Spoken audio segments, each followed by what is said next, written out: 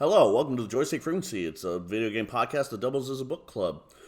I'm your host, Trent. Joining me are my two co-hosts, Walker Hello. and Brady. Goodbye. Oh, Oh, where are you going? We're sending them out back. going to the end of the introduction. Wow. Okay. We're starting. We're starting. Last time we had our fall podcast where we talked about the games we were playing in the fall, and this time we're doing the same thing for winter, except there's something else that falls into the winter time frame for us that we're also going to be covering. The video game awards happen. Christmas. Well, I guess cut me there and put Walker's in. No. I forgot what I was going to say now. No, we let it play. Everything's fine. Kazza, leave that long, awkward silence in. I think it really flavors the podcast. God damn it. We're rusty. All right. Take it from the top. Yeah, maybe doing this every 3 months instead is making us worse. It's definitely making us less focused. Yeah, that's true. It's making us funnier, if you ask me. It is, also.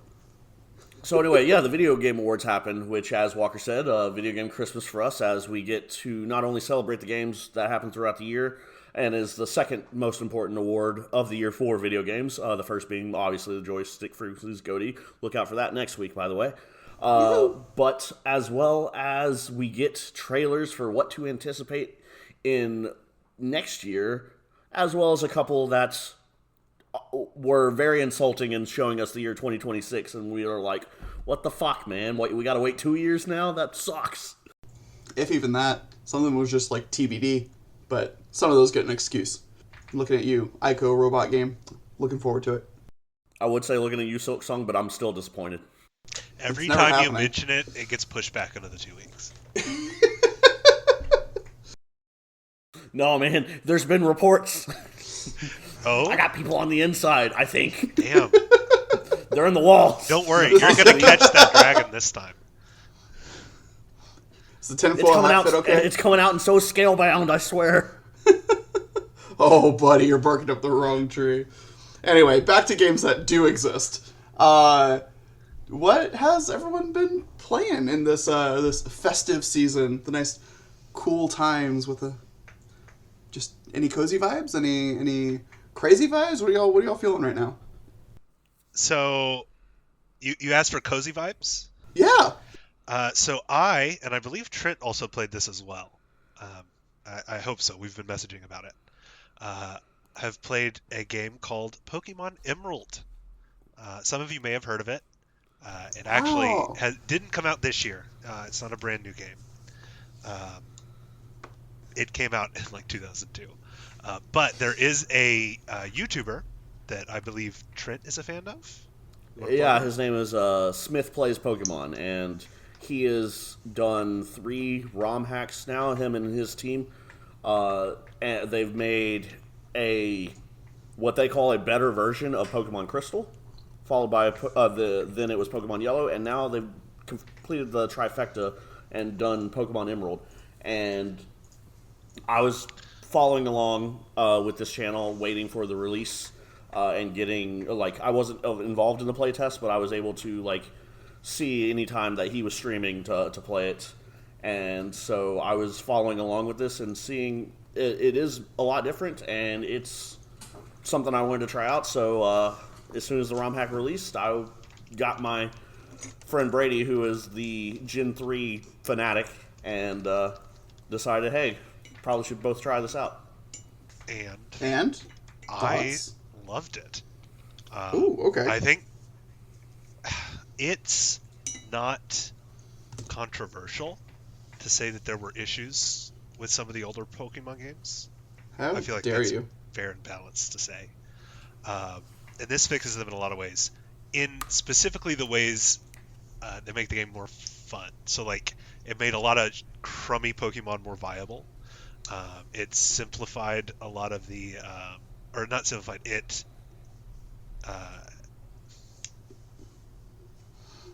what was I going to say? Something about gym leaders. What did they change about gym leaders? Oh, not simplified. It made the gym leader fights more complex and more difficult, if I'm being honest. as well as like all of the fights got a lot more complex and difficult, a lot more variety of Pokemon, both in the routes and in trainers. Balancing on moves, evolutions are made easier. You don't have to trade anymore; they're all in-game evolutions. Oh, love that. Basically, just made this the ultimate edition of Pokemon Emerald. Any big things that they changed that you'd like to highlight, Trent, that I missed? I feel like I'm missing things. You mentioned how they revamped the gym leaders. So the gym leaders will often have a different team. They also scale a lot better. There were for a while there it was you fought them and they only had like Norman, for instance, had 3, maybe 4 Pokemon. Winona only had 4. They've made it to where like you're actually doing full on 5v6 because you probably have a full team battles, but they made it to where they actually use Mons from this generation a lot more often, and like the Mons that they use make sense. Like for instance, Norman, your father figure in the game, it's known in the story that you come from Johto, so it would make sense that if he were to have, for him to have a Johto Pokemon, so they gave him Girafarig in this game as a normal Psychic type to help not only counter the fighting types that would wipe the gym, but also like add to the story a bit. They also have made the entire back half of the game conflict with Team Aqua and Team Magma make sense and actually have a decent conclusion, as well as they have given a ton of post-game stuff as well. You're able to catch every Pokemon from Pokemon 001 to Deoxys, which I think is 385 or something like that. You're able to catch every Pokemon up to Gen 3 in the game at some point without having to trade or do anything. That's something I feel like is lacking from a lot of Pokemon games in general. As a person who... go ahead. No, you first. Continue. Sorry. as a person who like plays through a lot of the Pokemon games, by myself, I find that it just becomes a real hassle near the end of the game when I just jump onto Wonder Trade or whatever online trading service and use fan defined codes for specifically trading the version exclusive Pokemon and like starters and all that stuff. And as someone who feels a lot of joy in going through and collecting all the Pokemon and completing the Pokedex, having all that available to you, reducing the amount of link trades, I think that's fantastic. Yeah, they've added gym rematches. Like you'd mentioned that they had buffed some of the Pokemon. I'm just going to give a full example right now. Macargo is a notoriously just bad Pokemon in general. They've given him an ability called Magma Armor, which gives him an 8 times resistance to water. And the reason they did this is because in the Pokedex, it literally says that the magma from Slugma and Macargo is so hot that it evaporates water on contact. So it would totally make sense for them not to be taking much damage from water type, which normally is a 4 times weakness, and now instead it does half damage, which is really good. Tropius is a freaking monster with thick fat now, as well as I know Flygon is a common favorite amongst a lot of people. They've given Flygon and his line stats across the board to make him feel a lot better. And there's, I think the biggest thing that's made me happy in this game is you're actually able to get the pseudo-legendary Beldum before getting it from Steven at the after the Elite Four in the game. You're actually able. It's super hard to go get it, so you'll have to figure it out yourself.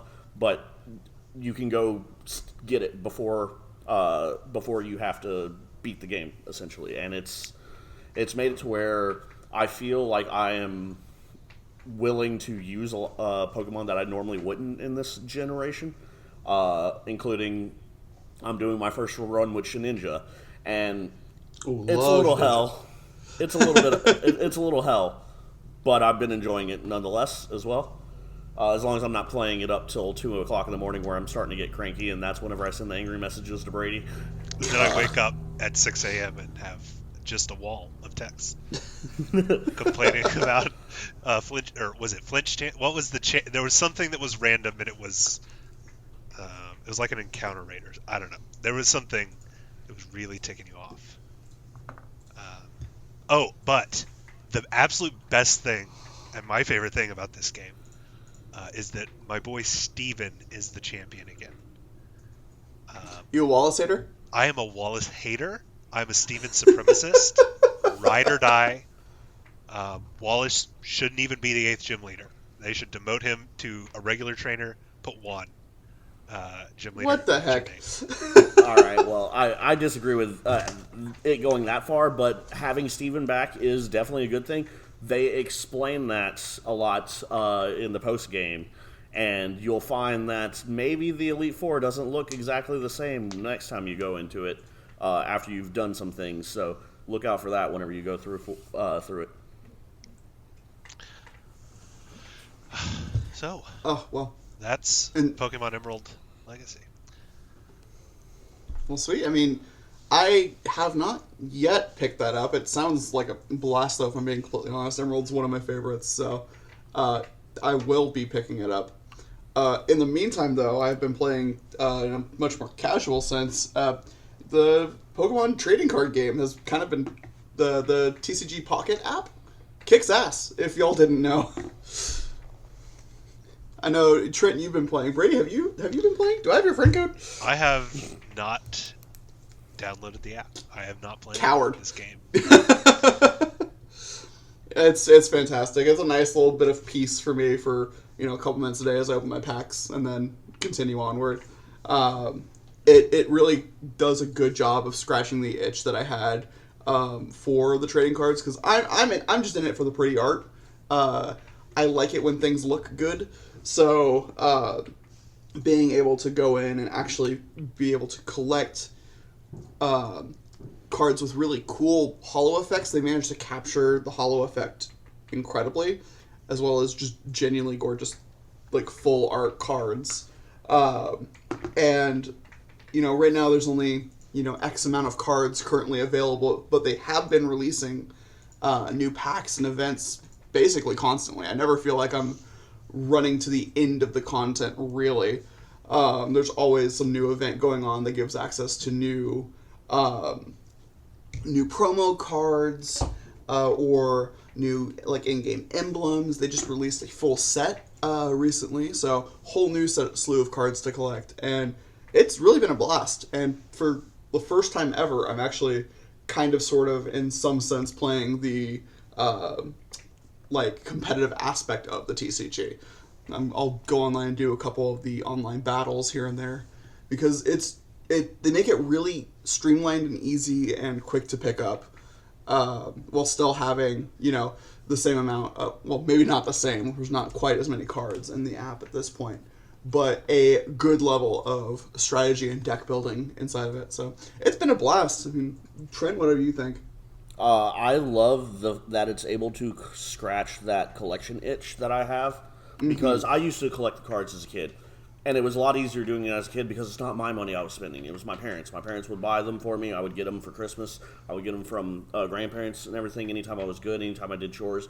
And so opening the physical packs, I will say there is a little bit of lacking with that, because opening the physical packs, I mean, it's physical, it feels a lot better, but I'm able to scratch the same kind of itch for free with this game, even though they're not tangible. I can still just pull out my phone and open it up and say that's my collection, and if eventually the app does shut down and it has to go away, then I lose that collection. That's fine, but as long as it's servicing me right now, I feel like it was a really good idea. Honestly, they could have done this years ago and it would have been a big hit. The battle actually for the cards is super simplified, and I think it's a really good way to maybe baby step some of the younger generation into the TCG, honestly. The rules are a lot more simplified, and the games are a lot faster, so it's good for the TikTok attention span that most people have these days. For instance, if my friend J-Man has a couple of kids that play the game, they're starting to get interested in collecting the cards in physical form, and so they've been wanting to learn how to play. So it's slowly teaching them how to, just through these basic rules, they're able to make the jump to the actual tabletop game and actually make decent decks. It's a lot harder whenever you have 60 cards compared to 20 cards to a deck, but there's it's still assisting at least with that buffer that they need. I also really like how I was against it at first, but I can see why it's good. I pay for the pass to get the extra 2 packs a day, which really honestly helps with the collection bit, as well as it's a way of supporting the game. So I do it for that, but it also allows you currency to unlock more battle mats and stuff like that. So I can get card covers, I can get coins, and a lot of stuff to really personalize my profile, because if there's something about Pokemon, there are over 1,000 of them. Everyone has a different favorite Pokemon. So the fact that they have this massive like amount that they can draw from to make these items for, like, give it a year or two, you're never gonna run into this people using the same deck, using the same card covers, using the same coins and everything. So it's something that I feel like could actually really grow in the future as well. Yeah, and I'm genuinely excited to see what they end up doing with it, or if it just kind of, even if it maintains, its current pace. I think what they're doing is they're re-releasing a lot of cards from like old sets, so they're not short on content. They've got almost coming up on 30 years of like cards at this point to be able to draw from, and kind of pick the best and go from there. And I'm just excited. It's been fun. It's been a good way to kill a couple of minutes on my phone. In fact, there are a few of the cards that I opened them in the pack on the app, and I'm like, I need to go and look at my Pokemon card collection because I'm pretty sure I have that card. And sure enough, there are several of the cards that I have a copy of. That's awesome. And so like I get a little nostalgia nod whenever I see one that I know that I've owned before. That the Meowth specifically from the first set that they did, I remember having like 14 of those boys. The Muck that does Venoshock, I remember like whenever I tried doing the TCG just for fun one weekend at a card shop, I had that and I made a deck with that card. And so I pulled that Muck, and it's still in my I have a deck called a rarity deck for challenges that I have to do with cards of a certain rarity or lower. And so that I use that Muck for that deck. That's sick. Brady, you should pick up the game and then send us your friend code so we can wonder pick off you. I'll take that under advisement. I wonder picked off of Nathan this morning because Nathan got a pack that had a Geodude, Graveler, and a Golem in it, and I finally got my Golem off of it. Heck yes. I only need 3 cards from the base collection for both Genetic Apex as well as the Mythical Island. Dang, getting close. Yeah. That's not counting all the full arts, obviously, but we'll get there. So, Trent, other than Pokemon trading cards and Pokemon Emerald, have you been playing any non-Pokemon games? Yeah. So I'll knock out 2 birds, 1 stone real quick because they're like pretty similar games, but slightly different. I've been able to play with a group of friends the Liar's Bar game that came out earlier this year, and Buckshot Roulette, which I think came out this year, but it might have come out last year. I'll have to check the date on that later. But they're pretty similar games.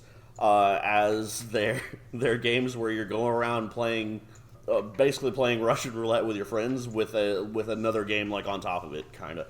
Liar's Bar specifically, you're playing a card game where you have a deck that's only 2 jokers, 6 of each face card, and at these, or not each face card, my bad. Jacks are substituted for aces, so you have 6 queens, 6 kings, 6 aces, and 2 jokers. And it starts with the table being called, whether it be king, queen, or ace, and you have to lay down 1 to 3 of that card on your turn or lie about it. And basically, if you get caught in a lie, you're forced to take the revolver, put it to your head, shoot and take a shot. And it's 1 out of 6 chance that you shoot yourself with it. Damn. But if you get called and you were telling the truth, then whoever called you takes the shot instead at themselves. And everyone has their own gun. What really gets fun is they added a devil mode and a chaos mode. So the devil mode has it to where one of the face cards, or one of the, I'm just going to say face cards just because for easier terminology, that does include the aces in the game. One of the face cards will be red, and basically, if you have to you can only lay down that card if you're laying that card down. And if someone calls you on it and they're wrong, then that means you get to. So everyone at the table besides you picks up their gun and shoots themselves. So basically, you can have these massive plays where you're like, oh, you're down to your last card, but you lay it down and say, oh, it's a queen. They pull it up and it's a queen, but it's also a red queen. Then everyone has to shoot themselves except you. Where it gets really chaotic, because it's called the chaos mode, is when you have a chaos card and a master card, and it reduces the number of the regular cards in the game. I don't know the exact amount, but everyone's only allowed to play one card at a time now, and your hand's reduced to 3. If the chaos card ever gets played and called, then everyone at the table pulls their gun up and gets to shoot at someone else. All 4 at the same time. So you're sitting there having a small political argument really quickly about, oh, who are we all shooting? We all aiming at this guy, or no, I'm gonna aim it at you, or like last second turn it to the third guy, and it's just brutal chaos. And each of the guns have 1 out of 6 chance of it being the bullet. So sometimes you can get one shot, sometimes everyone can live, sometimes everyone dies. It's really insane. And then the last card specifically is the master card. If the master card is called, then you get to pick up your gun and just shoot it at someone, whether it be the person that called you or someone else at the table. And going to buckshot roulette, similar in the sense that it's kind of Russian. You're shooting yourself, but instead it's there's a shotgun on the table. You get to see it loaded, how many live rounds and how many dead rounds are put into it, and then they're shuffled, put into the gun, and everyone has items. Some items, like you can do saw it off to cut it off and make it do double damage, but whenever it's your turn, you play as many items as you want, including like a beer can will empty out the next bullet for you, a magnifying glass will show you what the next bullet is, so you have information. It's basically, it's an information game. And so whenever it's your turn, you'll pull the shotgun, and you can choose to either shoot someone at the table or yourself. If you shoot yourself with a blank, it's your turn again. If you shoot yourself with a shot, you lose a life. Everyone starts with a number of lives between 3 and 5. And it doesn't go to the next player's turn until a live bullet has been shot, essentially.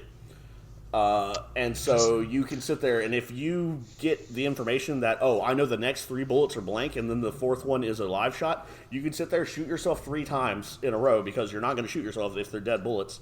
I said that backwards, I think, right? I think I said 3 live.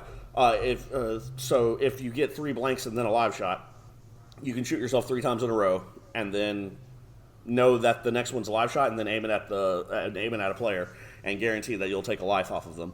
And it's fun to, it's a real fun game to not play seriously. Like, you go in and you're like, I'm gonna play this character right now. I'm gonna act like, for instance, I'm gonna act like a businessman that doesn't want to be here, that's being forced to play the game or something like that. And it's like it's a good like role play game and really funny. You can play. I played a drug dealer that is so high that he's not feeling the shots, and so he gets shot and then picks himself back up the table. What the fuck happened? And so these are not video games. These are like in-person tabletop games. No, they're definitely video games, or else I'd be dead. Okay. Well, I didn't know. Or actually, no, I wouldn't have played. But okay, well, that does sound fun. Yeah, I've tried to get a night where we can get around and play it, but we just haven't had the time, haven't had the people. You really need 4 people to get the full experience. So. But we'll have to try that sometime this year. You, me, Walker, and maybe Nathan.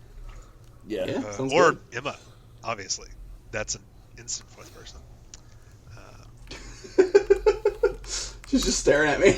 I don't know how to discern that stare. All right, Walker, what other games have you played? So we, being Emma and I, just picked up a new game fairly recently. I say new, it came out earlier on in this year, but new to us, called Lorelei and the Laser Eyes. This game's buck wild. The entire thing is, like, painted in a very, like, noir, like, vibe. You're not given much information as you take the reins of a main character who's just wearing these sunglasses. Whole world's drenched in black and white. And it feels very much like one of those old-fashioned, like, point-and-click puzzler games.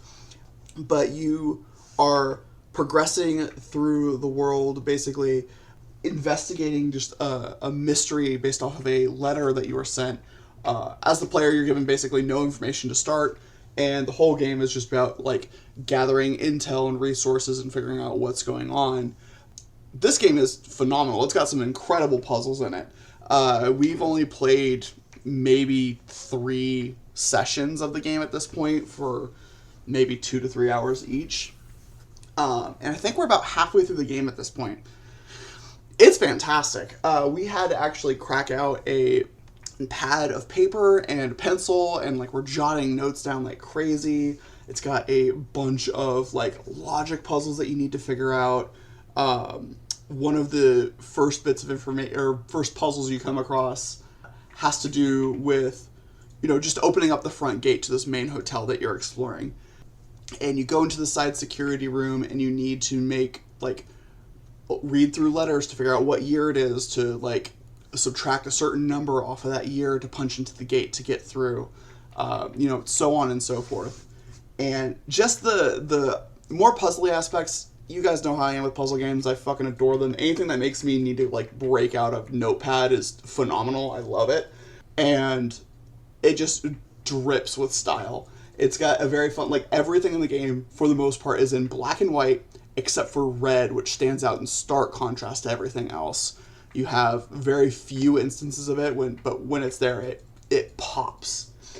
And, there's tons of allusions to, mazes and working your way through, and the whole hotel that you are moving through just feels like a maze in of itself that you're constantly cracking open secrets of. It's really made an impact on me over the little time that we've played it. I've really been enjoying it. Currently, the two of us are stumped, but I'm sure moving into it with a fresh set of eyes, maybe tonight, depending on when we wrap this up, but if not later on this week, will be. I'm looking forward to it. Walker. Yeah. Don't know why I said it like that, but yeah. What's up? You asked me if I played any games that had comfy vibes. Yeah. What if I told you I played a game? I know what's coming. That had the opposite of comfy vibes. Oh, anti-comfy? Anti-comfy. Uncomfy? Vibes. Uncomfy vibes. Specifically, aggressively uncomfy vibes. And what if I told you it would have been my game of the year if it came out this year? Wow, okay, high praise. High praise. That game is Rogue Trader, which is a game that came out at the end of 2023, I believe. Oh, interesting. Before we go any further, I just need you to read that little tidbit that you have there, just because that is the perfect descriptor for me. That's all I needed. The tagline that I put in our little note document is that Rogue Trader is the 40Kest game to ever 40K. And for those of you uninitiated peons, that is Warhammer 40K, the game of games. Even Emma snorted. So if you don't know, Warhammer 40K is a tabletop, like board. How would you describe that? It's like it's a bit of everything, right? Yeah. You have like pieces that you push around a battle map and fight and try to kill the other armies. It's a sci-fi setting more than anything else for your little action figures to fight in. And it got real big in the 80s and blew up, and they made some video games. And through the throes of all that, eventually they come out with a game, Rogue Trader, which is amazing. How so?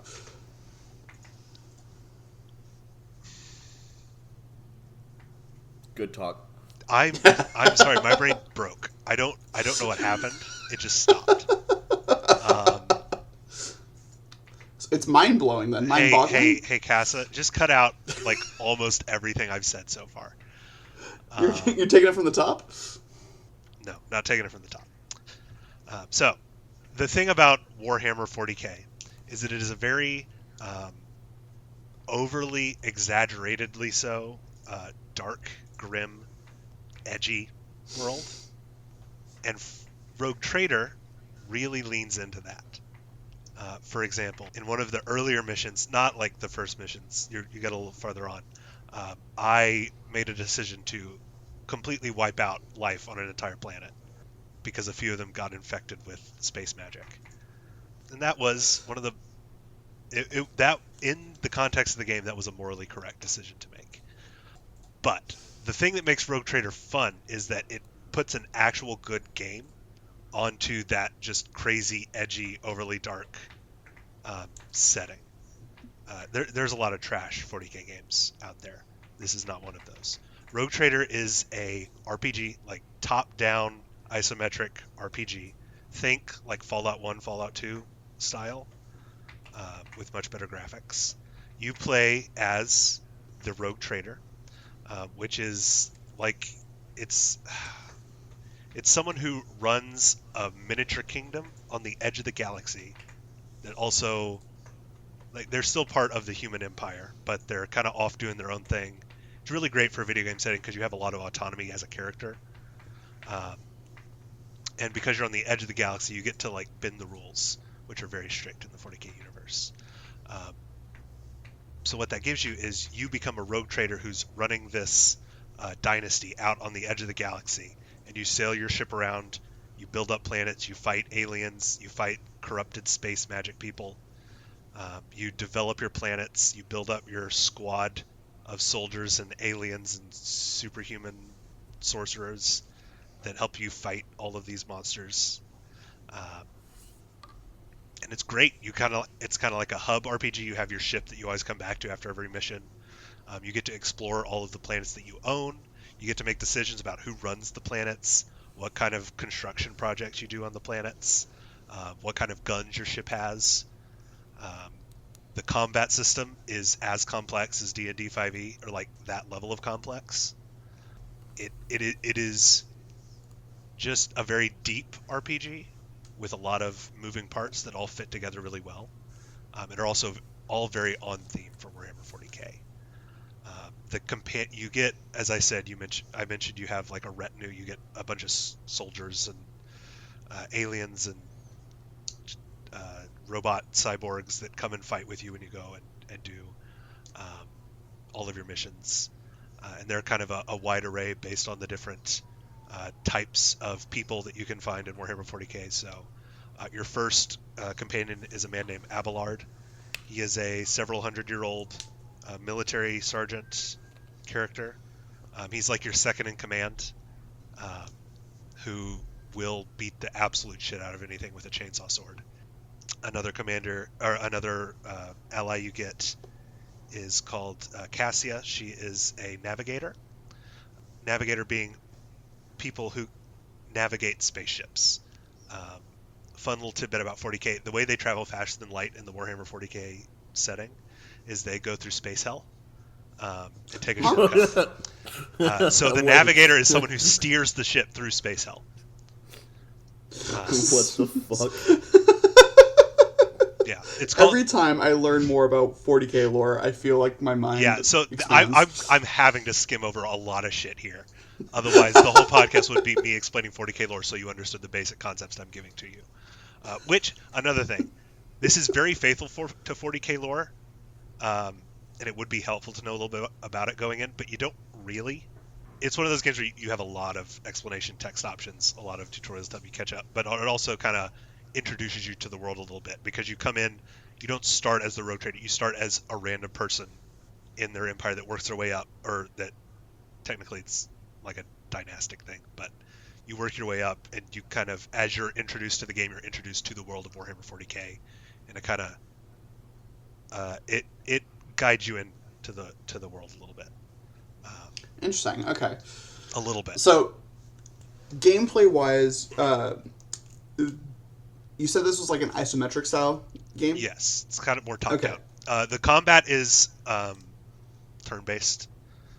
You have you have certain abilities you can do based on your class. You choose what class each character wants to be. You get points based on what kind of world your character's from, what organization they're affiliated with, what race they are, and you get turn-based abilities based on the classes you select, and then you can also do your regular attacks with melee or ranged weapons. All sorts of fun melee and ranged weapons. You got chainsaw swords and axes, regular swords and axes. You have laser, like lightning laser swords. Not all lightning. They're a metal sword with lightning and lasers on them. You have regular laser guns, missile guns, plasma guns, and melta-guns, which are all most of the types of weapons. And of course, all of your various magical powers that you get because space magic. Naturally. You get, as I said, the navigator companion who can see through the warp or space hell and steers your ship. She also can use space hell magic. That's neat. You have another sorcerer who is slowly losing her mind due to the voices from space hell, which is where all magic comes from. You have the Space Inquisitor, who is kind of like a paladin, if the paladin was also the Spanish Inquisition. Right, okay. But with the authority of the Gestapo. So like that kind of organization. You have the Space Cyborg, who is a priest of the Adeptus Mechanicus. So in Warhammer 40k, the planet Mars got turned into like a haven for technology and cyborg people, and they kind of made a religion about technology. Right. Okay. So they this was something I was aware of the 40k. So war. like they're their own like subsect, and you get one of those robot guys with several robot tentacles to fight with you. You get a space marine. You get an space elf sniper. Really, you get a little bit of everything from 40k, and I'm not finished with it, so there's still more to it. But yeah, it's a really great game with a lot of roleplay decisions, a lot of interesting and thematic combat decisions, really detailed combat system, and really faithful to the lore of the universe. The graphics are meh. Interesting. I was going to ask what the moment-to-moment gameplay was, because you made it sound like it was mostly Are you mostly doing combat missions with like roleplay scenes interspliced with it, or is it like you run around as your little guy, and your little guy runs around ships and planets and bases, and through these bases you're exploring, but you're also doing a lot of combat. It's not open world. It's like hub world, where you can go to different worlds and explore little maps in the worlds. And then you also have your ship map, where you go to a map of the galaxy and can fly around as your ship and do ship combat. There is also ship combat. Nice. Okay. Well, sick. How would you say, like, as an entry point, it compares to something like the Space Marine 2, which just is the first other big Warhammer thing that came to mind that's recent? I would not play this as your first 40k game unless you're really into RPGs. If you're looking for an introduction to 40k, Space Marine is where I would go first. That's a little easier because you're just a guy shooting. You don't need to know anything. You're not making roleplay decisions. You're just a guy shooting. Gotcha. And you kind of absorb a lot of the stuff that's going on. This, you do have to make decisions because it's a role-playing game. So, Crazy, they have those in that. They have those. And it does feel, again, like an early 2000s style roleplay game, where it's very in-depth, lots of text options, not a lot of voicing. Like old Fallout a lot, but with D&D combat. All right. That sounds rad. High recommendations, considering you said it was potential game of the year for you if it wasn't. Would have been if I played it more last year. Would have been. There were some good games last year. I don't know where. Yeah, I don't know. Baldur's Gate was last year, right? Baldur's Gate was last year. Yeah. Okay, well that's Rogue Trader was on my list last year. It would have been higher. It would have been either 2 or 3 last year. Trent, what else do you have up on your played this month? Okay. So I have one game that's that we've all played, and I have one game that I don't think either of you have played. Which one do you want to hear about?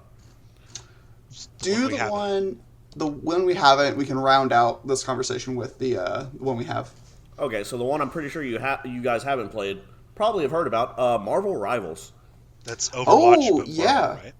Yeah, and I have not played a lot of this game, but what I've played makes me very excited. I feel like this one will have a little more staying power for me than Overwatch did, as in it'll be one of those games that someone will be like, hey, you want to go play this? And I'll be like, even 3 months down the line, I'll be like, oh yeah, sounds like fun right now. I really like how this game did it. I feel like there are a few differences between it and Overwatch itself. Overwatch 2 didn't catch me like Overwatch 1 did. I think mostly because they changed how the game works, how it feels, and how you play it. And whenever they tried to revert it to the original, or make a game mode of the original on 2, even then I didn't feel like it. It didn't feel the same. Marvel Rivals is nice. It's new, fresh, but it feels like how original Overwatch did whenever it first came out. How everyone's still learning, so nothing's overpowered because everything's overpowered, kind of thing. People don't know enough about the game yet for it to be super competitive and super meta heavy, or super you have to pick certain characters, and if you're not, you're trolling and you're going to get reported by your team, essentially. Something that Overwatch I think does better is their sound design and audio cues are a little better, so I think Marvel Rivals could work on that a bit, and it would they could easily get it to the same level, and it would be by far better than Overwatch in my opinion. And something about this one compared to Overwatch is it's Marvel, so it's characters you already know and love, especially if you're a comics person. If you're a comics person, you're eating good. I'm not, but even then, I still know a few of these characters just from my dad being a comics person. There are a bunch of characters I have that I've heard the name, did not know what they do, and then I go into the game playing as them, and they're able to show off and show, hey, this is why they're a Marvel character, because they're this badass and everything. Then you got your usual, you got your Avengers, you got Spider-Man, and something they uniquely do in this game is if you pick a certain team comp, there are certain characters that will have synergies based on other ones that will give them even a whole new ability or enhance their current abilities. For instance, if you pick Incredible Hulk with either Iron Man or Doctor Strange and Iron Man's abilities will gain a gamma radiation effect that will do more damage and do some other stuff as well. One of my favorite pairings that I haven't gotten to play, but I've watched so far, is if you pick Wolverine and Hulk. Hulk will literally pick up Wolverine and throw him into battle. Jeez. And just launch him. And Wolverine's a real big movement and DPS based character, so he's supposed to get in there and fuck shit up. Obviously, I mean, he's Wolverine, so the fact that he gets an extra dash by Hulk literally just launching him into battle is crazy. I think my favorite character that I've played so far, I'm not going to say that he's my favorite. I'm just going to mention that how good he is, because Hawkeye feels a lot like Hanzo, and Hanzo was my favorite character in Overwatch, or aside from Genji. I like my ninjas and I like Japan influenced things, but Hawkeye feels a lot like Hanzo did, and it feels like really good. He feels really strong right now, to the point that I'm pretty sure in like the higher levels, like him and Hella are getting banned because they're the sniper characters, or at least the good sniper characters that do a lot of damage if they're hitting headshots. But I think my favorite character to play so far is Magic, and Magic was a character I didn't, one of the rare ones I didn't even know, I hadn't even heard of. Magic has this big sword that she goes and like swings around for damage, but she also has abilities to teleport and blink into some sort of plane or something. She can summon a infernal imp that will sit there and do damage to her, and she's a real fun dive in, kill the supports, dive and get out kind of character, and she can just wreak havoc. It's a lot of fun. I think I've played all the tanks so far, and only maybe about half of the damage characters. So I've been slowly going down the list every time we played. So I'm waiting for the next session where I'll go down the rest of the list to figure out stuff. And who knows? Maybe it'll end up being even better than I think it is now, and end up pretty high on my list for Goty. We'll have to see. It depends.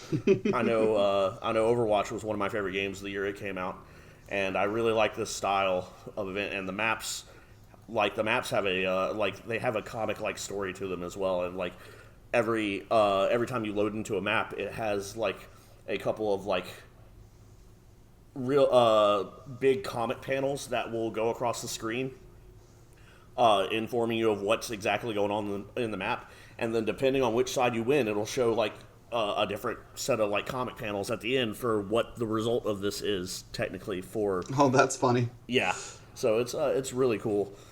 I really like the synergy aspect of it, and I think that'll be something that it'll be very important for them to balance around making sure not a character doesn't have too many synergies whenever new characters come out. So I'm really looking forward to see how they're planning on making this better. So Cool. Well, I'm excited for a healthy. I'm hoping it'll become a competitive game that's fun to watch. that Overwatch it might. kind of got it, but with the popularity Marvel has, they might have a shot. Yeah, I could really see it.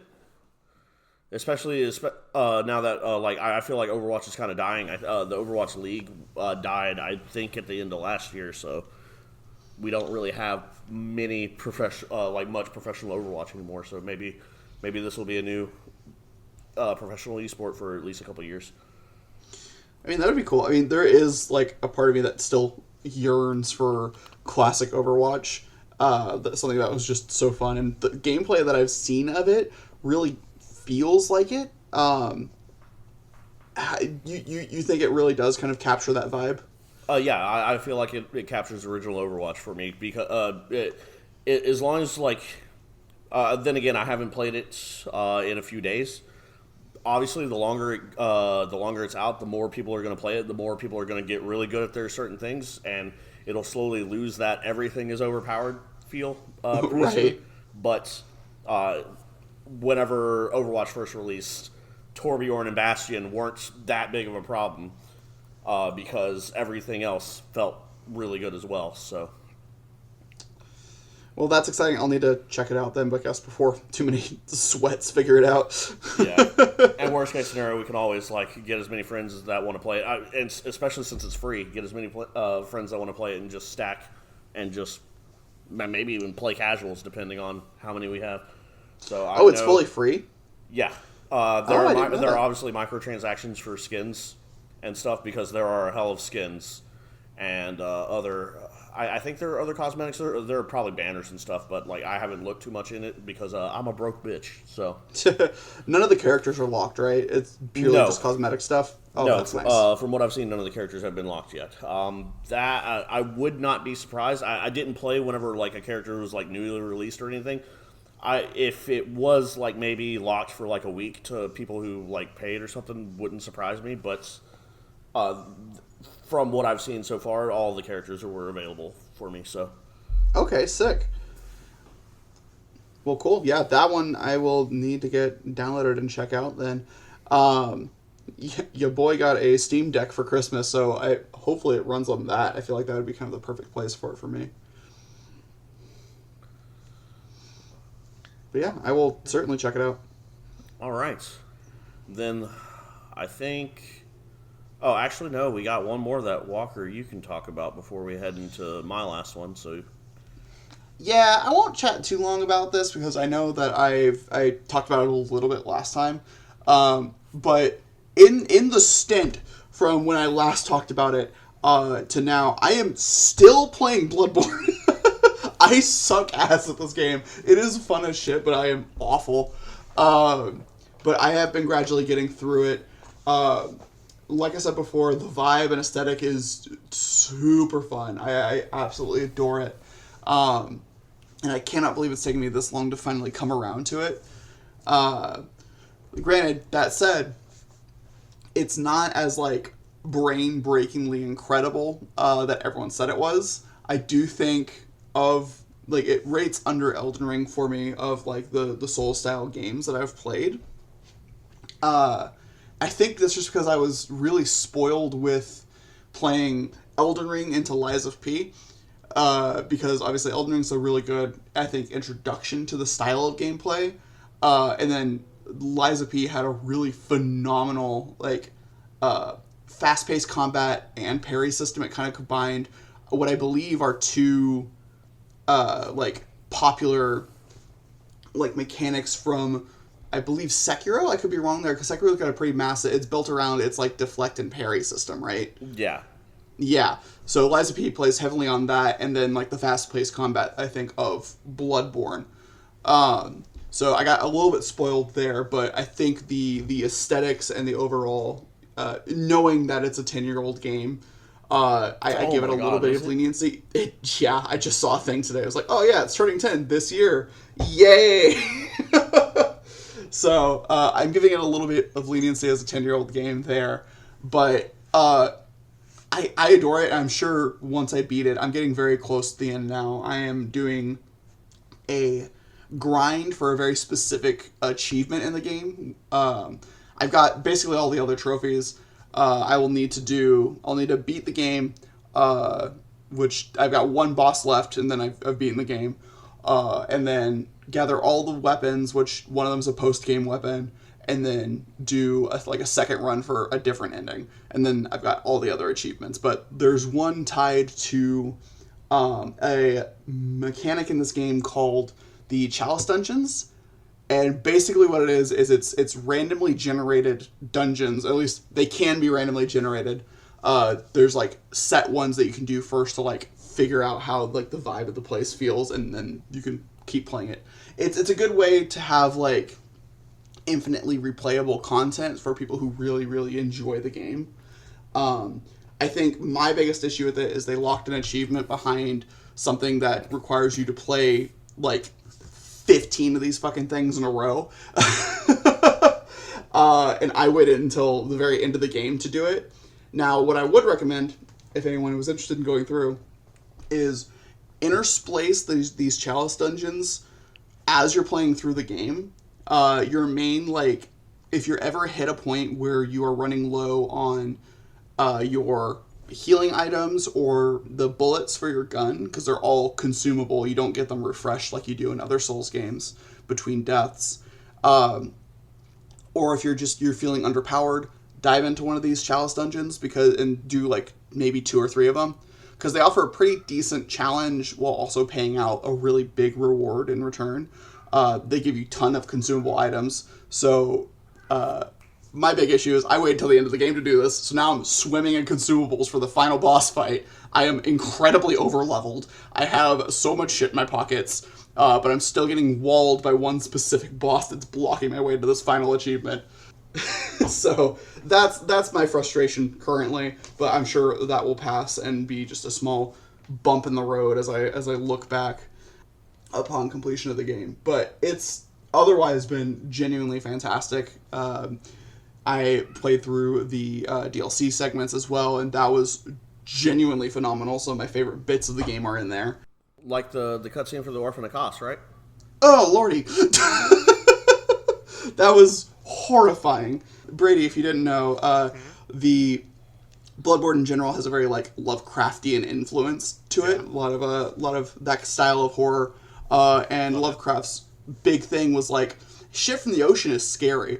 So the final boss of the DLC, the cutscene for it is you literally watch it birth itself from the carcass of like this weird aquatic creature that's washed up on shore, as it births itself and a bunch of other like skeletons and a full placenta, and then I think uses some of the flesh of its mother as its main weapon to fight you. So that's fun. Real fun. Yeah, but really, really cool. I love the way that the progression of the game works. You're fighting through this seemingly never-ending night, and as you beat certain bosses, the night progresses further and further, and things just get fucking weird. And I love when things get weird. So it has, despite my little itty-bitty gripes here and there, and the fact that I suck ass at the game, it has been fun, and I've really enjoyed my time with Bloodborne. I cannot wait till you pick up Sekiro. That is on my list, believe it or not. Oh. I'm debating if I want to do that one or if I want to do the Souls trilogy first and then pick up Sekiro as a treat afterwards. I'll leave that up to your judgment. I would say Sekiro might be a good break in between some of the Souls games. Okay, gotcha. Because Dark Souls 3 is pretty polished, pretty good. Dark Souls 1 remaster it's janky, but it's the original Dark Souls and it works and it's fine. And yeah, that's it. Okay. I see the general consensus is 2 is not a fan, or 2 is not that great, or at least annoying. 2 is very annoying. Like, I see. You'll see whenever you go to play it. It's got some hitbox issues and oh jeez, a lot of non-registering hits as well, and feedback issues. I feel like so some good old-fashioned jank. Yeah, which is funny because there's like a secular cult that vies that 2 is the best Dark Souls. Interesting. Okay. Well, yeah, I will have to see what that turns out like. All right, so I think the last thing or last game we want to, well, I guess technically that's wrong as well. The last game that we played, there we go, that we're going to talk about is I finally played Astrobot. Hell yeah! Hell yeah. This happened because I went to go leave for my Christmas break and left all my electronics in my bag, sitting in my office chair at home. And so whenever I got there, I had nothing to do, so I had my sister lend me her PlayStation since she has an Xbox as well. And I played that while I was staying at my mom's house because my mom's at the age where, going to bed at 9 is late for her, so... So I'm up for a few hours afterwards, so I decided, hey, I might as well have something to do. So I decided to do that and bought Astrobot for my sister and played through the entire game in less than 18 hours. And I have to say, that game is enjoyment for enjoyment's sake. That's why we do it. Hell yes. Anytime they were in the board meeting, people would be like, wait, why are we putting this in here? Because people are going to enjoy it. Because it's fun. Because it's fucking fun. Because it's fun. Put a freaking water slide in the middle of the first level with a whole bunch of balls for, what reason? None. Just, it's fun. Do it. Feels cool. Exactly. I really only have, one problem with this game. The one problem, really, is that it's basically 18 hours. It's a fun 18 hours, but it's 18 hours of PlayStation showboating their 30-year catalog. Yeah. Yeah, and is that an issue? Because what was it? What annoys me is, yes, because PlayStation is notorious for their exclusives, and I don't have a PlayStation, so I'm just over here I know some of these just because through cultural osmosis, as well as maybe the 2 years I had a PlayStation in high school. Because it was a family PlayStation, and my dad got one of the exclusives. I'm like, oh, I know that. and I enjoyed playing that or something. Or otherwise, I get a character that I'm like, I don't know who that is. You just put a you just put a skin on a robot. That's cool. Yep. I do have a PlayStation. I have had multiple, and I've played a lot of the exclusives, and more than half of the character robots I felt were that way for me. There were some obscure ass games that they made skins for. I think a bunch of them were like Japan exclusives. Yeah, there were as well. a lot of non-English game Really? exclusives. Okay. Yes. Yeah. So like, don't feel bad for not. Yeah, you got the for full missing experience, my references. Yeah. Like, it is an exceptional platformer. I haven't played Mario Odyssey, so I can't. That is like, I believe, known as the best like 3D platformer out there. I don't. So since I haven't played it, I don't know how to compare it to it. But Astrobot, like, I'm willing to bet Astrobot puts up a damn fight for it at least. Yeah. Astrobot fucks. Astrobot is so good. It was a lot of fun. You get like a whole bunch of like different power ups, and like each power up, I'm not sure what it's gonna do until I use it, pretty much. And a lot of the worlds were really fun. I think some of my favorites were after you beat the boss of the world, you get to play as the character they were holding on to, capturing. So I got to play as Nathan Drake, or with a gun, and just go around shooting all the robots in a level. Or I got to play as Kratos and go around God of War-ing shit and just too angry to die. Yes. Aloy from Horizon was also one of the main characters. Yeah, that was actually the final world, and that was really fun. The first one, I didn't know what to expect whenever the first one I did, and it was I don't even know what the game is, like Monkey Adventure or something like that. Fucking Ape Escape, dude. Ape Escape, that's what it was. It's and so I spent good. that entire level hunting down monkeys, and it was it was a blast. And something good about this game is like you can essentially go through and actually find everything on the first attempt. You don't have to come back and replay levels because you got a different power up or something like that. Like you're once you go into the level the first time, you're able to collect everything for the first time. So it really limits the replayability of or not the replayability, but the repetitiveness of having to do the same level over and over again. Just because, for instance, in the it's not the same genre, but like the Lego games, how you get certain characters, and so you have to come back with those certain characters to get all the collectibles in it. Right. It was really nice in the fact that since I had seen Walker and his partner play a couple of these levels, that I'm like, okay, I know where everything is in this level, so I'm not going to have to replay it again. So I just go through, grab everything in the level. And it also really helps someone like me who, I'm a completionist at heart, and I go around, I search everywhere whenever I play through a game the first time usually. Like, you should see my pockets in Skyrim, honestly. Right. So I would naturally be going through these levels, finding everything, and there were probably maybe only a handful of levels that I had to go back and re-dive into them to try and find the bots. And even with that, they have this nice little bird that follows you around that you just have to spend a little bit of currency on to pull it and to bring it out, and it'll basically have a radar for collectibles and secret entrances and stuff like that. Love that guy. He's a lifesaver. There was 2 secret entrances I missed throughout the game, and just having a little bit of an in-game guide, so you're not having to go through this crazy process of looking anything up.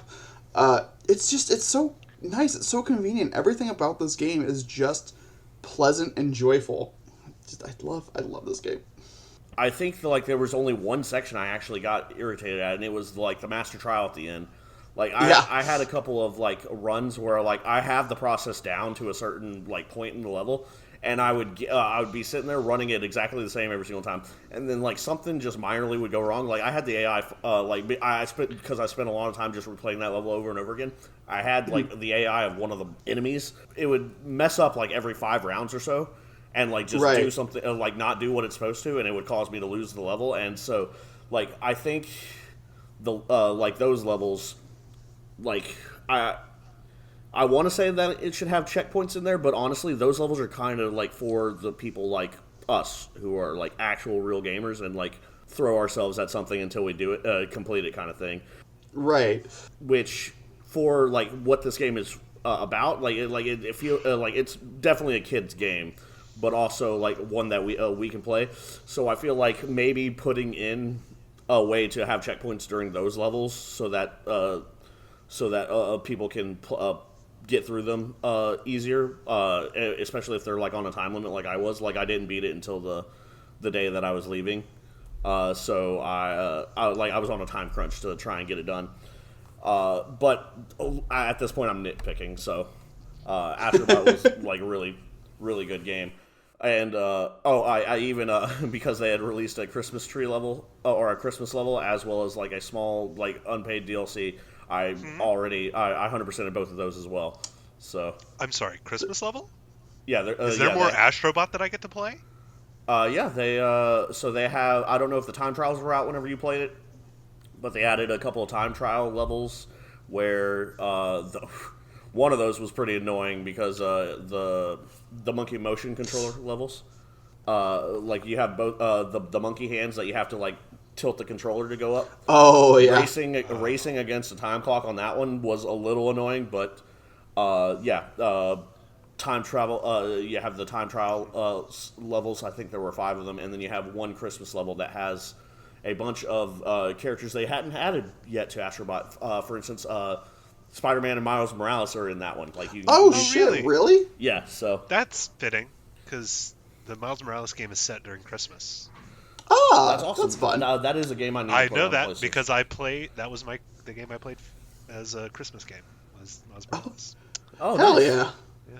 Shit, I did not know about the Christmas tree stuff. I will have to go back and do that now because now there's more Astrobot. Yeah. Yay! Yay! I guess my Xbox ways just kind of transferred into it, so I platinumed the game and then saw, hey, there's 2 other sections here that don't say 100% there. Well, I guess I got to play the holiday level, and so I went ahead and did it even though after I beat the game. So I was like, I got 2 hours to kill, so I went ahead and did it.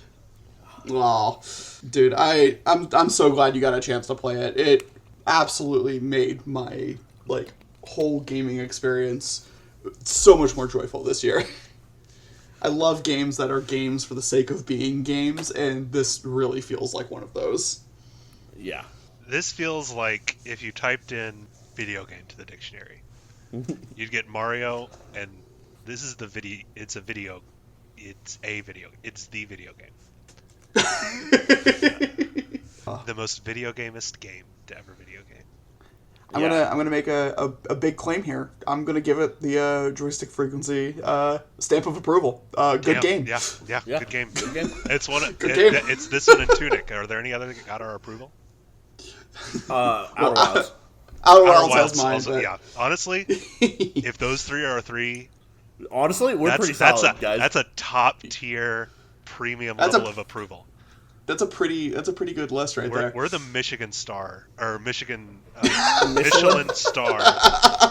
No, we absolutely are the Michigan Stars. How many Michigan stars does your video game get? Guys, I don't think we can claim that. I lived in Michigan for 6 months. All right, that's it. That's enough. That's more than I got. I've seen Michigan on a map before, so that I feel like that's fair. Oh shit. Well, all right. I guess like there's an easy transition here, Walker. So I'll set it up for you. I mean, we just talked about Astrobot. Hey, do you want to know who else agrees with us? The fact that it's a good game. Jeff Keighley. It was the game of the year this year at the Game Awards. How do y'all feel about that? Like right off the bat. Honestly, well deserved. Agreed. I definitely feel like it definitely could compete. I'm not disappointed with it either. And I would have to go play Black Myth Wukong to see if it's better. But like, I feel like there were a couple of categories it took that I'm like, we're just stacking awards on top of the game that on top of this game. So. Were you just salty it was winning so much, or like where's that come from? I don't like whenever a game like steals everything. Like I feel like Game of the Year is the biggest prestige, obviously. Right. And so whenever you have these games that do something better than the game of the year, it's going to get shadowed just because, hey, that's the game of the year, or that's the one we've been seeing on the list several times over and over again. So that's fair. Like it kind of takes away from that element of surprise. Is that your main? It's kind of like because you see a name that you recognize on a list, so you're like, oh yeah, I picked that one. I see. Yeah, it's like, okay, I haven't played any of these games, so I don't know if I don't know if they're better than this. I haven't played Astrobot either, but I'm going to go ahead and pick that one anyway. I understand. Since it's been on the list multiple times already. Well, but there were several games that were on the list multiple times. Like I went and voted for, I voted for Game of the Year this year, and I know that every list that Astrobot was on, Metaphor ReFantazio was on most of them, Black with Wukong was on most of them, Dragon Age: The Veilguard was on a lot of lists, and it didn't get any votes, and that's fair. Really? Not a big fan of Veilguard? We'll get to that. Okay. All right. I got that. In a week. Come back in a week to hear my thoughts on Dragon Age: The Veilguard. Something tells me it's in the bottom 5.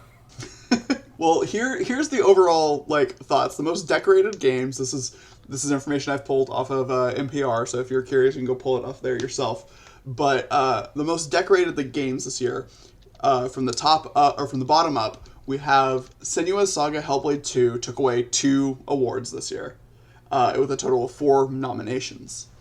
Helldivers 2 got 2 awards with 4 nominations as well.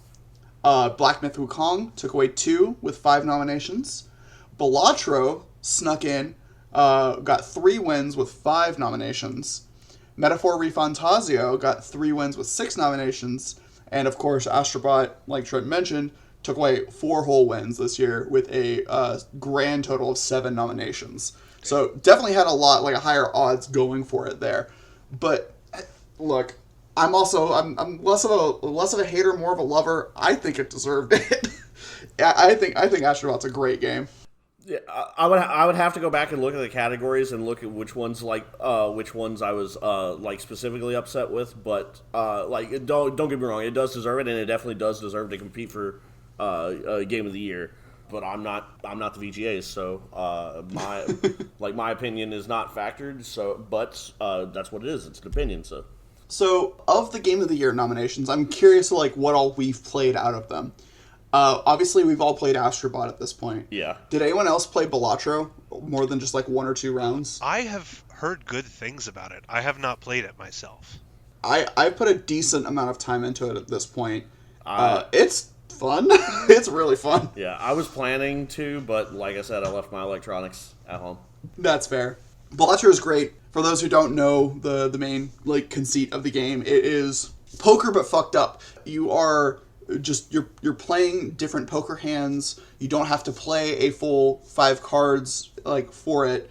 Or you're not playing poker hands. You're playing 5 cards, up to 5 cards, with the same rankings as poker. So you have your full houses, your flushes, your 2 pairs, so on and so forth, and all have different points and multipliers associated with them.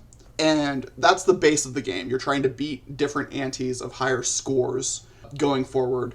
And you need to beat a total of 8 antes to win the game, and then to beat a run, and then you can play further past that if you wanted to on even higher antes. Things get crazy when you include in the game. There are jokers that kind of just shift the gameplay. These have insane effects. Anything from all cards are counted as face cards now, so that might get stacked with something else. You have ones that increase your multiplier if you don't play face cards. You've got ones that just give flat multipliers. You've got ones that will, if you play a card that's under a specific value. So I believe it's 5s and under, they'll get played multiple times. So you can get a bunch of these jokers and chain together just insane card builds. And on top of that, you've got other cards, including planet cards, which let you change the actual scoring system, how each hand scores on the base level. You've got tarot cards, which also offer deck changing effects. You can switch cards around, you can delete cards, you can gain money from them, and you've also got access to literal like TCG style booster packs where you can rip and pull just standard playing cards, but you can use those and add those to your deck, so you can get a deck of greater than 52 cards. But you can fully stack your deck with like 37 tens and just play a full tens hand, and just get an insane multiplier based off that. It's a lot of fun. I would highly recommend checking it out if you're all interested in card games or roguelikes. It's a great way to burn 30 minutes at a time repeatedly in a row. Nice. Up next, we have Black Myth Wukong. Did anyone end up playing this? I didn't get around to it. I played a little bit of it. Oh, okay. Like I was saying before we started recording, this is a Souls-like game. And I am not good at Souls-like games. I didn't get that far. I got to like this third or fourth boss, got stuck, and just stopped playing because that's not my type of game. You want to come over this weekend and watch me play the game? I am half joking. I know that you would take me up if I offered. I've heard it is a very visually good-looking game. The parts I saw were very pretty. The combat was good. Like, just because I can't do it doesn't mean I don't see that there's a good system there. And plus, it's Wukong, which is a really cool story. And it seemed to be more like it kind of leaned into that the myth story of it too. That's very cool. Which is very cool. Of the bits that you did play, like what were your favorite? Obviously, the combat wasn't necessarily your cup of tea. Combat wasn't my cup of tea. It was good, but it just wasn't my cup of tea. I think the visuals were very cool. One of the intro cutscene thing that they play, ends with you as Sun Wukong standing on a cloud facing off against an army of giant gods that you can only see from the waist up because they're standing, like they're giant, and you can only see above their waist, above the clouds. Well, that fucks. And it fucks so hard. And then some of the animations as you do combat stuff are really neat. Because again, I barely got into the game. But there was a boss that you fight that had like a fire staff. Like he would hit you with fire abilities from his staff, and after you beat him, you get his staff, and you get the ability to transform your character into that boss and fight as that boss for a short period of time. That's kind of sick. It comes with which I think is a gimmick. It's like a modified version of the moveset. It's like the same basic. Like you still have a staff that you're fighting with, right? But your moves are slightly different, and the timing is a little different, and your abilities are different that you can use. And I believe that is a conceit of the game that I just didn't get into very much. Is that you get to transform into different enemies and abilities for some after you beat them. Gotcha. I'm excited to whenever I finally play that game, just because of like the type of game it is. I'm always a fan of those types of games. But there's one boss I know that you fight at some point where you go to heal yourself and he freezes you, takes your healing gourd, drinks it himself to heal himself, and then throws it back to you. And it's like, all right, come on, let's go. Fight. We're fighting. We're still fighting. And I'm just like, that's broken as shit. I'm terrified. I want to beat that guy. That is disrespectful. That is metal as fuck. Disrespectful. Oh, man. All right. Well, next up on this list, we'll give you a bit of a break, Brady, because you're going to be talking for a minute here. We have Elden Ring Shadow of the Erd Tree, notoriously nominated for Game of the Year, despite the fact that it is a DLC. Not the first time a DLC has been nominated for Game of the Year. I was going to say, how do y'all feel about that in general, like the controversy there, but also like... Wasn't the other one Phantom Liberty? Yes. Okay. I want to hear y'all's takes before I give mine. So my take is, whenever you put out the amount of content in a DLC that Elden Ring Shadow of the Erd Tree was, I am A-okay with DLCs being considered, especially whenever it's at the quality of what Elden Ring was. DLCs should still be like as important as the game that they're coming into, and I feel like, especially because of how much I was hearing about the Phantom Liberty, which I have not played yet because I haven't gotten that far I haven't beaten Cyberpunk yet, which I will at some point, and then play the Phantom Liberty DLC. But from the things I heard about it, it revolutionized the game, It does. which I've I am played it. all It for. does. I'm all for. So I believe yes, it probably did deserve to be on Game of the Year last year. I feel Elden Ring Shadow of the Erdtree definitely deserves to be on it this year because of it's the exact same scenario. Like we got a DLC that normally you think of a DLC of being like maybe 3-4 hours of content. This is literally like a DLC that's the size of the beginning area of regular Elden Ring, which normally took about like 30 hours to complete. So And I would argue it's significantly bigger than that. yeah, so like if it's I think quality matters and quantity matters. And if I both of think those are good enough, then yes, I think a DLC is I'm more than happy to have a DLC considered for Game of the Year. so. I am of two minds about it. I've been struggling with it for a while.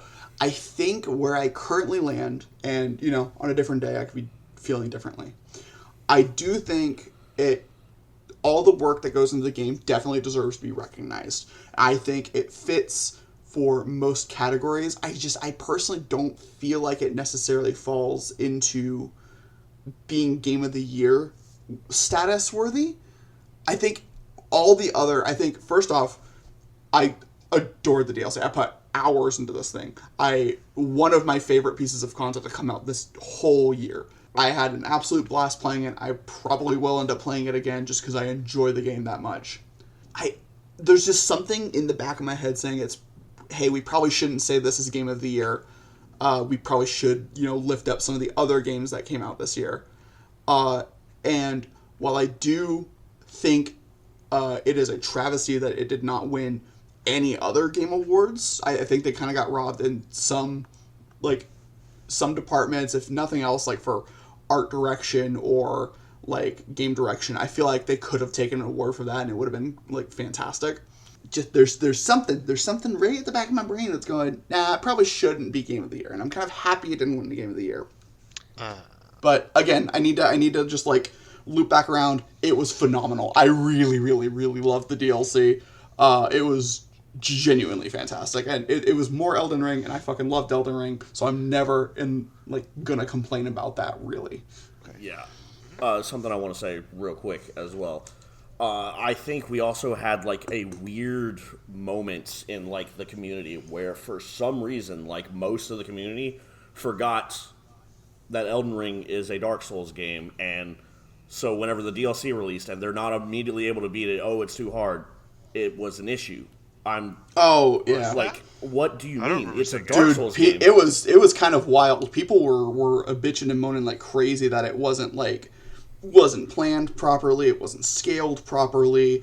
It's way too difficult. No, it was about on par with the rest of the game. The boss was way upscaled. The final boss of the thing was pretty difficult. But like, if you actually went through the DLC and interacted with the DLC in the way that the game makers wanted you to, going through, exploring the world, collecting the items that let you do the DLC's equivalent of leveling up, it was really well scaled. So because of that, that's the reason I think why they didn't win anything in the VGUs. I think a lot of people were like butthurt at a Dark Souls game being too hard for them at the beginning, for their super leveled character that they bring from the base game. Which, at that point, why are you even playing the DLC? You're coming in to one shot a boss and then leave. Like, you're not going to get a good experience out of that. Like at that point, it's literally just big number go burr. But Yeah, different strokes for think different about folks. it this way: big number do go burr. Big number do go burr sometimes. But hey, big number can still go burr in DLC. I have seen people stomp that thing. Anyway, I think the order we went in was prescient because I do kind of fall at the far end of the spectrum when it comes to DLC as Game of the Year. I'm actually a lot closer to Walker than Walker is to Trent because I do think there's a place for it at a game award. Because, as both Trent and Walker have said, there's a shit ton of work that went into Elden Ring Shadow of the Erdtree. That is bigger than a lot of actual games that come out. And it deserves to, like, again, best art, best direction. I don't think I'd have a problem with. Or I would not have a problem with. I think that'd be great. And again, Phantom Liberty. Fantastic game. I'm totally fine with it being nominated for a game award. To me, Game of the Year implies game, which these aren't. They're DLCs. You do need the other game to play them. If it hadn't come up in the topic of talking about it in this podcast, I wouldn't have thought about it. Now that I have, I slightly disagree with it. I'm not losing sleep though. I actually agree with you on this point. I believe that there should be a category for DLC if that were the case. But since there isn't, until they add one, I think it's okay to include them in the conversation for Game of the Year until they add that category. But they kind of really do need to add that category so that we can have that kind of distinction. I'm kind of blown away that isn't already a category. It's wild to me that they don't have a DLC category. Yeah. You're absolutely right. I would agree. Solve all the problems. Just add a DLC category. Yeah. Add a DLC/remake category. Yeah, because it would solve almost all the problems. Like we have another game that came out this year that has a DLC that's like it's on my list. Destiny 2: The Final Shape came out this year. Oh yeah. Like you have enough to make a category there. Like let's see, what other games have I played this year that came out? I think Dredge released a DLC this year. Right. You have enough to make this a category, and for games like this that go above and beyond for that category, being Phantom Liberty and Elden Ring, even Destiny: The Final Shape, like at least like even nominations for a category like this is like worthy of renown. So, agreed. I think it's something that definitely deserves recognition and honor. But I think Brady made a very salient point in that you need another game to play this game. It does not stand on its own because of that, and it's like it's that little voice. It's just enough that it makes it, I feel, not eligible for Game of the Year. But again, rob them in the other categories. I think to me, a big thing is a game should be a complete experience. Yes, that's fair. And a DLC almost necessarily isn't. There are some exceptions, and again, Phantom Liberty, Shadow of the Erdtree. From what I've heard about those are, for the most part, pretty complete experiences, as complete an experience you can get in something that is a DLC. All right, but that's just my opinion. I have a question to pose to you. Then, have either of you played the BioShock Infinite DLC? No. I haven't played BioShock Infinite. First off, you're missing out. Hell of a game, play it. But the BioShock Infinite DLC takes you to a completely different world essentially, and so I would argue would that if it's like that one is a completely its own different experience kind of thing. Like the only thing that's similar is like the characters from a different point of view, a different perspective, a different world where they are different from the character that they are now. Like you're just seeing the face and who they are. But it's a completely different experience. So with that argument, would you say that'd be worthy of Game of the Year then? If it is if it's its own encapsulated experience? That's a bit of a gray area, I think. Yeah, because that, like you said, that is a fully encapsulated experience.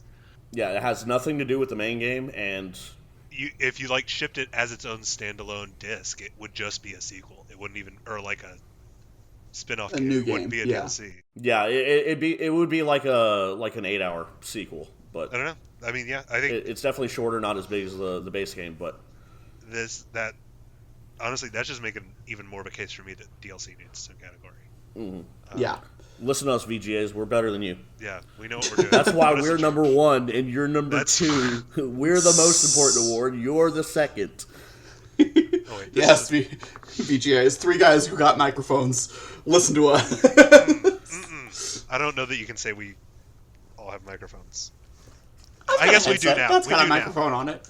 I haven't always had a microphone in the times that we've recorded this podcast. Were you recording on how are you recording? Earbuds. Well, I mean, it was a microphone, but it was technically a microphone. It was like a headset where the mic is built into the cord of the headset. It's like, yeah, it was like that level of. That was one of the early ones. Real fans will be able to guess which one it is. Okay, I'm gonna pull us back away from the microphone. Yeah, what is the last one on that category there, Walker? Well, there's 2 more actually. Oh, okay. And this kind of expands the current topic. Brady, how do you feel about Final Fantasy VII Rebirth not taking Game of the Year? I am totally fine with it not taking Game of the Year. Oh yeah. It's not my Game of the Year. Okay, fair. Spoilers for next session or next episode, but it's high up, but it is not number one. Oh, okay. And then, and then Final Fantasy VII Rebirth. Before we move away from that, how do you feel like that fits into like the DLC remake discussion we just had? I mean, like I said, I think DLC remake, great category to add. Okay. At this point, the first thought that's coming to my head makes me feel hypocritical for what I said about DLCs because I do, like, my gut says yes, this FF7 Reawakening should be eligible, and I haven't put my brain through the paces of figuring out if I should believe it that or not. So that's just what my gut says. Here's okay. I'll go off, Trent. I'm gonna send you something. I think the only issue with remakes is I feel like there aren't enough remakes in a year to warrant a category for it. DLC, right, DLC definitely has enough, but unfortunately for remakes, it doesn't have a big enough. So I think it does belong in the Game of the Year, kind of. Well, would you feel okay with remakes and DLC sharing a category? Because there would probably be some years where DLC would be a bit skint as well. I would say no on that one because they're like I feel like they're too different because it's like it's not a DLC is an expansion upon a game already. A remake is not an expansion; it's a redoing of a game that already existed. And most games that get a remake are going to be games that were already good in the first place. So it's kind of like they would have an upper edge. I feel in that. Yeah. Interesting. Okay. So the argument that I'll make for Final Fantasy VII specific is that the events of Final Fantasy or the first Final Fantasy remake took place in like the first 3 levels of the original game. Oh damn! I didn't realize it was that expanded. Or it's not that expanded, but it is significantly expanded. Remember, this shit was pixelated, guys. Yeah, like yeah, hold fair. on. Let me send you what I was going to send you, and then decided against it. Now I've decided back into it. Here, just look at that. Oh god, where's my mouse? Okay. Okay, I see your point. Okay, I see where you're coming from. I mean, and this is not the entire argument because just upgrading graphics doesn't do everything. But when they upgrade the rest of like the story, the interactions between the characters, the combat mechanics, introduce new combat, like they fully made an action combat system for Final Fantasy VII that didn't exist in the original. I would say it's very similar. I would say this is very similar to them making a movie out of a painting, honestly. Yeah, it's like making a video game based on a movie. Is that eligible for Game of the Year because it's using a story that's already been very successful? But then you look at something like the Last of Us remakes that are just putting a coat of paint on something, and that should not be eligible for the Game of the Year. I'm gonna take his little thing real quick and say Borderlands movie was a video game. Oh, was a movie made out of a video game. It should be nominated for Movie of the Year. No, Jesus. I'm just kidding. I'm just kidding. That movie's awful. I didn't see it because I saw the trailer. We need good video game adaptations, though. Well, we are getting some. Apparently, the Fallout one was really good. Fallout 1 was incredible. Arcane's been really incredible. Arcane is amazing. I would argue Arcane's not an actual adaptation of what League of Legends is, but it is inspired. Look what we've League got, man. But I will not, because of how good Arcane is, I will not say stop doing it. Yeah. They're using the characters and lore of a video game. That's good enough for me. They changed it. They changed it, but they're using the characters, maybe not the lore. Yeah, that's fair. Okay, well, fine, Jeff Keighley. You get off on the whole. You get a pass this year. You get a pass this year on the DLC remake argument because us over the joystick frequency, we have not made a conclusive decision. You're on thin ice, though, so don't. You're on thin ice. Yeah, if we see a DLC next year and not a category. Hey, you don't want to get in the ring with us, pal. What was okay? So what's the last game, Walker? Last one we're looking at is Metaphor ReFantasio. Okay. I have not played this at all. Did anyone else get a chance to? I have played it. What'd you think? Tune in next episode. Oh, short answer. Oh, it's high. Very, very good game. That's why I say tune in. It's high. Oh boy, I'm excited. I'm excited because it might get me to play the game. I was probably going to play the game at some point, but it might get me to play it sooner. It's higher than Dragon Age Veilguard. Oh, okay. It's higher than Star Wars Outlaws.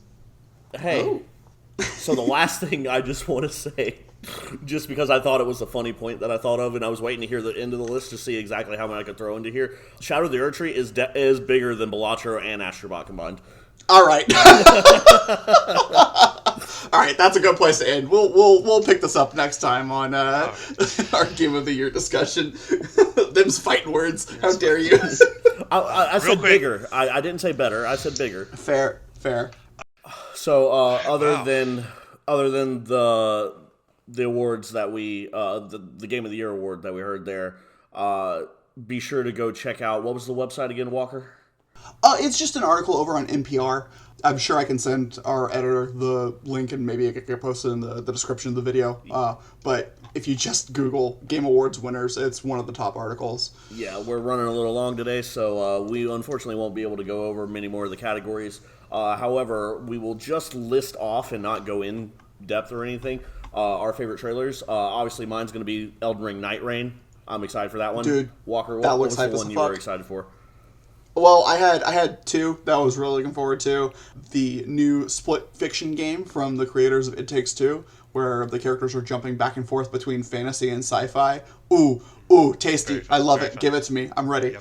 And then other outside of that, there's a new game called Dispatch coming out from the people, or a bunch of the ex-employees of Telltale Studios. They got an insane voice cast, and it basically is just following this dude who used to be a superhero, is currently out of commission, and is now working as a superhero dispatcher. And it looks really fucking funny, so I'm looking forward to it. Lastly, Brady, which one caught your attention? Intergalactic: The Heretic Prophet. It's a Naughty Dog game, basically like 80s sci-fi. I don't know. It's a vibe. There's a big glowing red sword that looks like musical note, or like the sound waves of music, and I'm in. It looks sick. I'm really hyped. I'm pretty sure all of those are set to come out next year, if I remember correctly. Yes. Fingers crossed. So, if so, be looking out for whenever we discuss them on the podcast. But until then, unfortunately, that's got to be us for tonight. So, yeah, y'all have a fantastic evening, and we're going to go on and sign off here. Thank you for joining the Joystick Frequency. Go ahead and say bye, guys. Bye, guys. Bye, guys. We'll catch y'all on the next wavelength.